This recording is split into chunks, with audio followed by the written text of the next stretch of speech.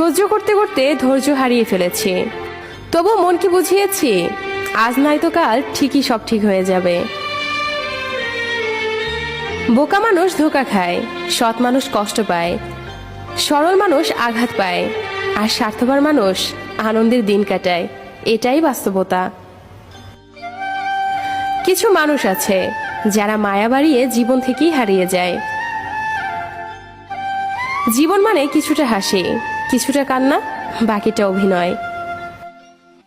স্বপ্ন পেয়েও যতটুকু পেয়েছি ততটুকুই বা কজন পায়। এই চিন্তাধারা যাদের মধ্যে আছে, কষ্টের পৃথিবীতেও তারাই প্রকৃত সুখী। বিশ্বাসটা রক্ষা করতে শিখুন, কারণ একবার সেটা ভেঙে গেলে আর কখনো জোড়া লাগে না। আর তখন সত্য কথাগুলো মিথ্যা মনে হয়। কাউকে মিথ্যা বলে খুশি করার চেয়ে সত্য বলে কাঁদানো